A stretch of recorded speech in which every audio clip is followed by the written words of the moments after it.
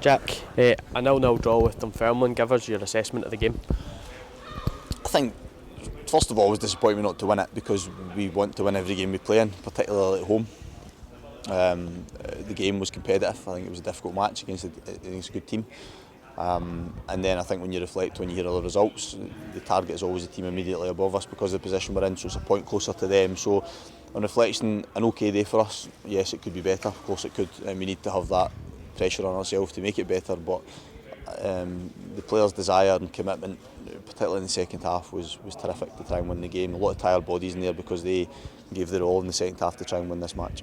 Obviously, like you say, reflecting on some of the other results in the league, it is a point closer to Ayr. It's now only 4 points over them.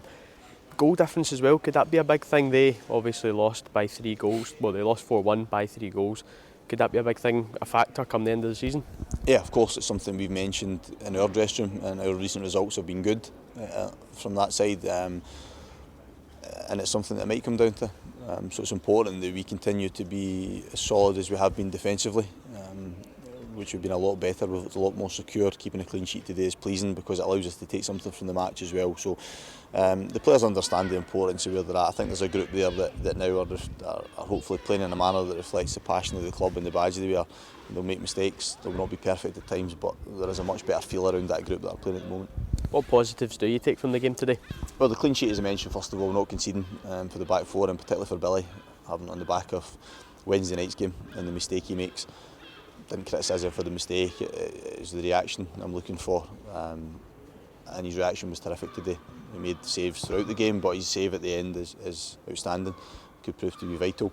And thereafter, I thought we started the game really well today and then fell out it in the first half. So at half time I was a bit critical, and I threw down the gauntlet to them to ask, could they go and find extra energy, could they go and find that bit more desire, and I think they did that second half. I think they gave their all to go and try and find a way to win the game, and it was open at times, it was end to end, but we did our utmost to try and win it, and I expect the same from us on Wednesday. You made 2 changes from the side that played on Wednesday, bringing in Gary Irvine and Josh Todd. How do you feel they performed today? Gary was fine, I expect that from him. He's come in the team recently as well, and I expect that steady performance from him. He did well, he's playing against a threat in Paul McMillan, so he handled that fine. I think Josh, I was pleased with. I think he was tired at times because he's not started a lot of games recently. The changes were a little bit enforced because the games we've had, it's not so much tiredness, it's more little muscle injuries that perhaps could develop into something more serious, particularly in Kel McGuinness's case. That's why he wasn't even involved today. He's played a lot of games for us this season. He's somebody that I think a lot of, and I would like to have at my disposal between now and the end of the season. I don't want him to be ruled out for a period of time, so we had to manage him today. We'll look at him over the next couple of days and see how he is for Wednesday. And Stelios was the same, he'd been a little bit tight in his groin over the last couple of games, but I thought his impact when he went on again was good as well because he brings an energy to the team. You go again on Wednesday night. How much are you looking forward to that, and how quick a turnaround is that to get the players ready? Yeah, it's been a challenging month for us, but in a strange way it's not too bad because we've had, last week was probably the hardest week. We go on Sunday, Wednesday, Saturday was the least time we've had to recover and prepare. The game not being till Wednesday allows the players to have a day off tomorrow they've not had in a long time, and then us come back in Monday and Tuesday and have 2 days prep. A lot of the games recently we've only really had 1 day's proper preparation for it, so in that way it feels better than we've had recently, and I think the players will come in feeling a little bit fresher for Wednesday's game as well. Like it is, it's at the Paisley 2021 stadium again. There was over 4,000 people here today. That north stand was a lot of fans in it today for the first time in a long time. How much of a difference did that make, or how pleasing was it to see that stand had fans in it? This stadium is a good stadium when it has that support in it, when we give them an atmosphere within it. It's our responsibility to do that as players, but I know because I've played on it and I've managed when the atmosphere has been there. So when you have people on 4 sides of it, obviously helps as well, but the turnout for supporters is remarkable again.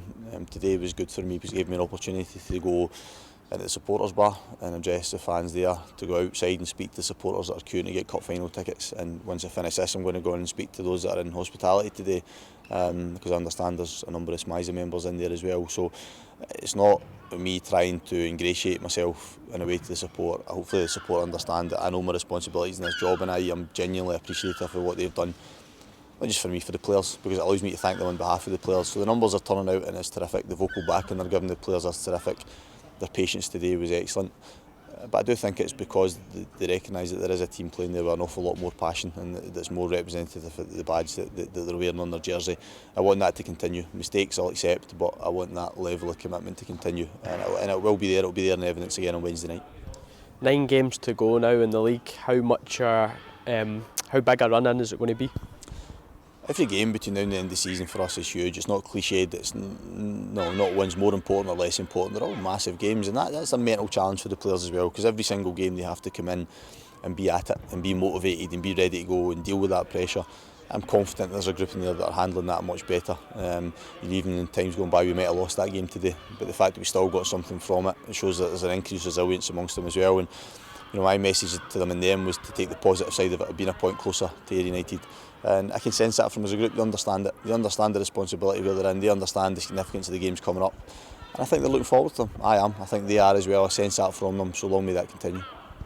Cheers. Cheers, James. Thank you.